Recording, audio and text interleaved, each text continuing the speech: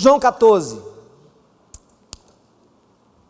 contar uma história. Era uma vez um povo oprimido pela dominação bélica de uma outra nação extremamente forte. Esse povo tinha que pagar altos impostos a essa nação dominadora. Essa nação tinha domínio sobre o território que outrora pertencia a esse povo. Esse povo era tolerado pelos seus dominadores, era um povo que era, entre aspas, respeitado em suas ideias, respeitado entre aspas, porque o povo dominador se entendia como um povo mais desenvolvido em seus conceitos de filosofia, direito, arte da guerra e tudo mais. E esse povo vivia um sonho que os antepassados sempre sopravam nos seus corações, de que um dia haveria alguém que iria nascer dentre eles para, de uma vez por todas, acabar e destruir toda aquela opressão que aquele povo vivia dentro do seu próprio território. Durante anos, esperou-se pelo nascimento ou pela chegada desse rei. Esse rei, no imaginário do povo, ele guardava dentre as suas qualidades que viriam a ser reveladas a sabedoria, a força, o domínio, o poder sobre a espada, de modo que aquele povo esperava um revolucionário, alguém que viesse trazer para eles novamente a esperança de ser um povo. De repente esse rei chega e, para a surpresa do povo, mesmo tendo recebido e tendo todas as credenciais da monarquia, o sangue, a escolha, o poder, a sabedoria e a inteligência, resolve não sentar no trono. E ao invés de sentar no trono, ele chega para os seus súditos e pede que os seus súditos amem os seus dominadores. E ele pede que os seus súditos se desarmem e, através da arma do amor e do convencimento pelo Espírito, eles venham a conquistar não só aquele território, mas toda a face da terra. Essa história eu tenho certeza que muitos já entenderam desde o começo. O que poucos sabem é que essa história, ao invés de inicialmente produzir alegria nos seus súditos, produziu frustração, medo, surpresa e decepção. Essa é a história do Rei Jesus. Alguém que era esperado, alguém que guardaria dentre as suas qualidades todas aquelas que um grande rei precisaria ter, mas ele simplesmente diz que não vai sentar-se naquele trono terreno, naquele momento específico da história. E talvez essa atitude seja uma das que mais produz em nós, enquanto cristãos, dúvidas, expectativas e, para alguns, frustrações. Vamos ler João 14 e nós vamos entender o que esse rei, percebendo no coração dos seus súditos, disse para eles: não se turbe o coração de vocês, creiam em Deus e creiam também em mim. Na casa de meu pai há muitos aposentos. Se não fosse assim, eu lhes teria dito: vou preparar-lhes lugar. E se eu for e lhes preparar lugar, voltarei e os levarei para mim, para que vocês estejam onde eu estiver. Vocês conhecem o caminho para onde eu vou. Disse-lhe Tomé: Senhor, não sabemos para onde vais. Como então podemos saber o caminho? Respondeu Jesus: Eu sou o caminho, a verdade e a vida. Ninguém vem ao Pai a não ser por mim. Se vocês realmente me conhecessem, conheceriam também o meu Pai. Já agora vocês o conhecem e o têm visto. Disse Filipe: Senhor, mostra-nos o Pai, e isso nos basta. Jesus respondeu: Você não me conhece, Filipe, mesmo depois de eu ter estado com vocês durante tanto tempo. Quem me vê, vê o Pai. Como você pode dizer: mostra-nos o Pai? Olhem cá. Gente, essa conversa aconteceu entre dois pontos não muito distantes, mas ela aconteceu em uma caminhada. Eu acredito muito nas conversas que nós temos caminhando. Talvez o nosso senso de movimento, de estar indo para algum lugar, facilite a expressão das nossas ideias. E o andar e falar e caminhar falando mostram um pouco também do nosso senso de urgência sobre aquilo que nós queremos que o outro saiba. Eu me lembro de uma viagem que eu fiz de Singapura para o Brasil, com uma parada em Frankfurt.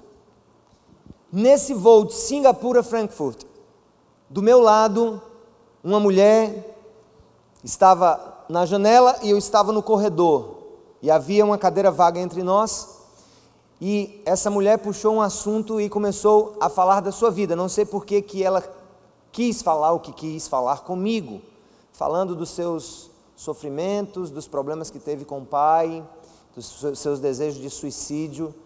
Eu olhei para o relógio, estava super cansado, tinha que travar aquele papo na língua inglesa, o que cansa 2 vezes mais quando não é a sua língua mãe, e eu olhei para mim e disse: bem, eu tenho 4 horas, e eu talvez não veja essa mulher mais nunca. Essas 4 horas podem ser as horas decisivas na vida dessa mulher, dessa senhora. E daí eu comecei a conversar e falar de coisas, falar do amor de Deus. Ela começou a abrir o seu coração e eu percebi, ao descer em Frankfurt, o quanto foi importante aquela caminhada e aquelas palavras que, no que se refere à perspectiva de minha vida e daquela vida que mais nunca eu vi, não sei o nome, mas aquele período de tempo, para mim, foi indispensável e foi o tempo que eu tinha para falar de coisas importantes e que certamente devem ter tocado a vida daquela mulher. Jesus estava saindo de um jantar que parecia ser a reunião final para a definição do plano político de dominação dos romanos. Não se enganem.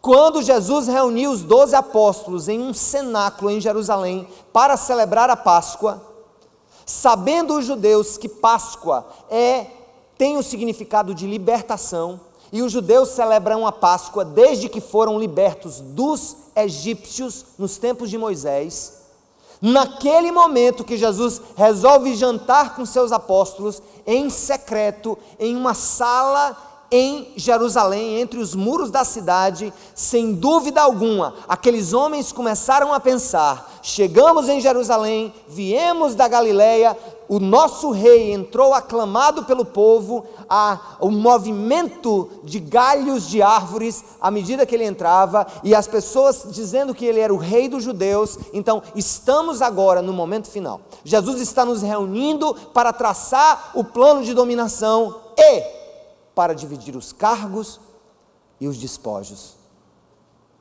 Fico até pensando no que Judas estava pensando sendo tesoureiro. Poxa, você, o ministro da fazenda. O João, talvez por sua maneira pacífica, talvez ele pensasse, o jeito amoroso: eu acho que eu vou ser o ministro das relações exteriores do governo do novo rei. E há ali um frisson. Eu imagino com que ânimo aqueles homens entraram naquela sala. Ora, se Jesus estava chegando em Jerusalém, se Jesus estava entrando pelas portas da cidade, e se ele vai celebrar a Páscoa com os apóstolos em um lugar ali de honra dentro da cidade, então é hora dos planos serem desvendados, e é hora desse plano vir para a prática. O rei chega na sala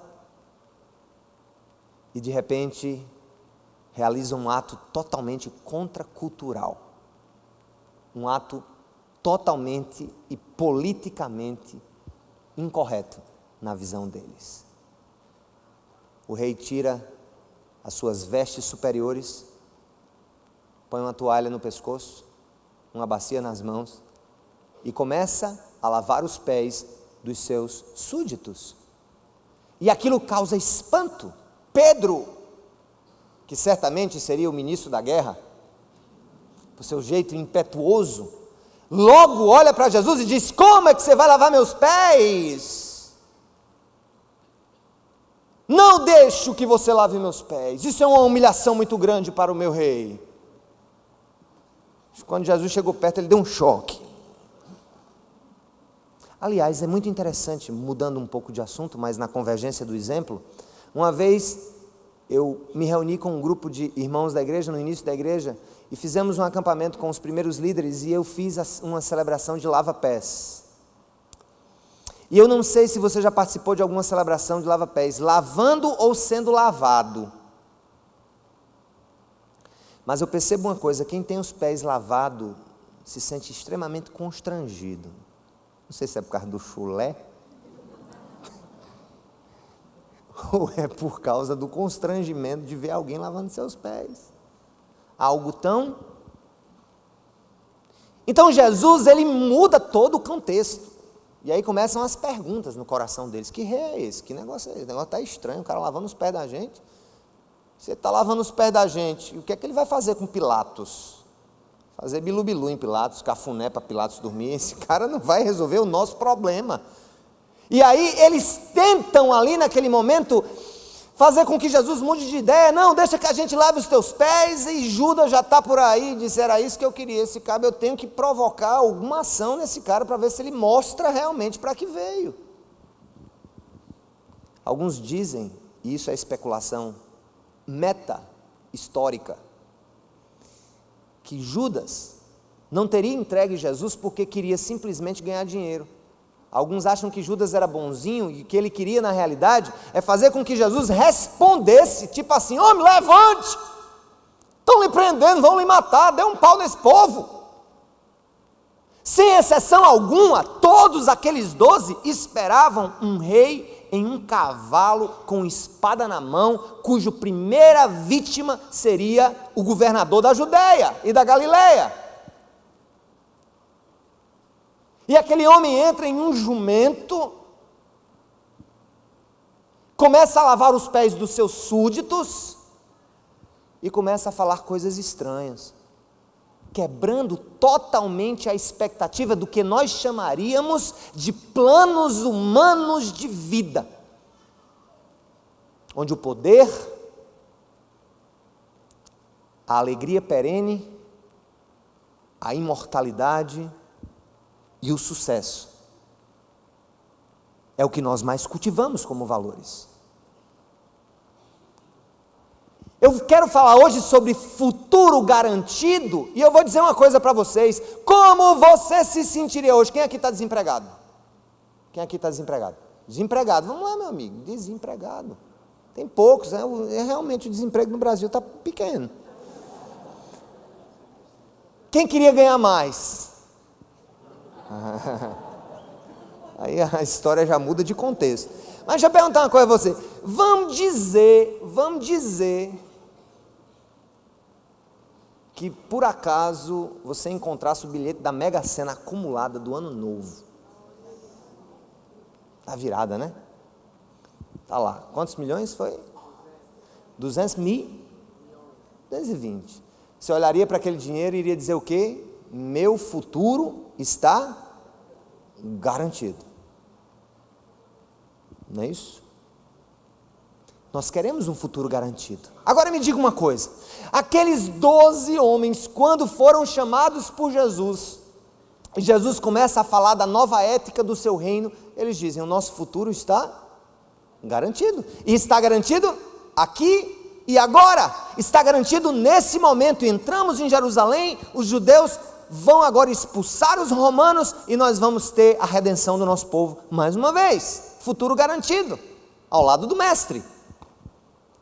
E Jesus percebe que toda aquela ideia de futuro garantido começa a se dissolver. Primeiro começa a se dissolver na hora que Judas sai, quando Jesus disse, olha, quem molhar o pão aqui comigo é quem vai me trair. E aquilo foi o quê? Uma surpresa para todo mundo. Começam também a passar pela decepção, quando Jesus, ao invés de dizer assim, lavem os meus pés agora e vamos começar o nosso reino, ele que começa a lavar os pés dos seus súditos. Aquilo, gente, você precisa fazer uma leitura intensa daquela atitude, e o quanto ela gerou, sabe o quê? De decepção. Não foi só a agonia que Pedro teve nos pés, não, ele ficou decepcionado com aquilo, como se fosse cearense, diabo é isso, rapaz? Lavando meus pés, rapaz, que conversa é essa? Que rei é esse que lava pé de súdito? E no caminho, entre o cenáculo e o lugar onde ele iria ser entregue, percorrendo, saindo dos muros de Jerusalém, passando por um pequeno vale, subindo no que nós conhecemos como o Monte das Oliveiras, Jesus vai conversando com os seus apóstolos. E talvez nessa hora ele tenha parado um pouquinho no meio, assim, olhou para todo mundo meio desanimado, acabrunhado, sabe? Aquela sensação de que ganhou na Mega Sena e perdeu o cartão. Acho que um olhou para o outro assim, Jesus juntou assim e disse o quê? João 14:1, não se turbe o coração de vocês. Estavam perturbados no coração. Creiam em Deus e creiam também em mim. Na casa de meu pai há muitos aposentos. Se não fosse assim, eu lhes teria dito: vou preparar-lhes lugar. Acho que pensaram: lugar, preparar lugar. Que lugar? E se eu for lhes preparar lugar, voltarei e os levarei para mim. Que levar o quê? O cabo vai morrer, vai dizer que vai levar a gente para a cova. O rei está falando o quê? Que vai preparar lugar para a gente no cemitério? Que história é essa? Vocês conhecem o caminho para onde eu vou. Aí logo Tomé disse: Senhor, nós não sabemos que caminho é esse não. Olha aí o que é que Tomé disse. Que conversa é essa? Mudou o plano? Sabemos não, ó. Olha aí o que é que Tomé disse. Senhor, nós não sabemos para onde vai não. Como é que podemos saber o caminho? Respondeu-lhe Jesus: eu sou o caminho, a verdade e a vida. Ninguém vem ao Pai a não ser por mim. Aleluia. Gente, eu quero falar aqui de ideais humanos e o quanto eles são frustrantes quando eles são baseados nas nossas expectativas aqui. Eu vou dizer uma coisa para vocês: desde que esse texto foi escrito, desde que Jesus morreu, ressuscitou e foi glorificado, o mundo vem crescendo em vários aspectos: população, expectativa de vida, tecnologia, ciência, capacidade de abstração, capacidade de sair daqui e tocar o coração das galáxias, capacidade de observar o cosmos com grandes telescópios, capaz de desenvolver tecnologias de educação, de agricultura, na medicina, em tudo. Porque no final das contas, por trás do nosso desenvolvimento, nós queremos implantar de toda maneira um reino aqui e agora, onde através da nossa capacidade, inteligência, descobertas e invenções, nós possamos dizer que temos aqui um lugar guardado para nós e que nós achamos que sobre ele temos domínio. Quem já ouviu falar aqui no TED? TED, T-E-D. Se você não ouviu falar no TED, procure o TED, mas não é o Teddy Bear, não é o ursinho não. O TED é um site que traz vídeos de um movimento em que pessoas que têm grandes ideias vão lá naquele fórum, às vezes em grandes auditórios, às vezes em auditórios pequenos ou médios, e eles espalham as suas ideias. Geralmente são palestras de 15 minutos, 20 minutos, não é nada muito grande, o cara tem que vir muito afiado com a sua ideia para divulgar. Por lá já passaram ativistas sociais, descobridores de novas tecnologias, já passaram por lá filósofos com novas ideias, eu já assisti a alguns vídeos muito interessantes, mas fui surpreendido no dia 30 de dezembro de 2013, com um vídeo que mandaram para mim, um amigo, Ebenezer Bittencourt, mandou um vídeo para mim, gravado em 1998, talvez no início do movimento, desse movimento do TED. E para minha surpresa maior ainda, quem era o palestrante deste vídeo do TED? Não era um filósofo, não era um cientista, era simplesmente um evangelista norte-americano de nome Billy Graham. Todos aqui, ou a grande maioria, já ouviu falar no nome dele. Billy Graham, na época, tinha 80 anos, quando ele deu a palestra naquele evento. Hoje ele tem 95, ele já sofria de mal de Parkinson. E hoje, continua muito debilitadozinho. Quase não consegue falar direito. Mas à época, com um certo vigor, é interessante que Billy Graham sobe as escadarias daquele palco, levado com a ajuda de uma pessoa, isso há 15 anos, e ele vai ali na frente e ele começa a falar sobre um tema. E ele disse, primeira coisa que ele disse, eu me sinto um peixe fora d'água nesse lugar. Eu não tenho nenhuma nova ideia, eu não tenho nenhuma nova descoberta para compartilhar com vocês, eu sou simplesmente um pregador do Evangelho. Começou a falar das suas experiências nos Estados Unidos. Billy Graham, por exemplo, ele foi conselheiro de vários presidentes norte-americanos.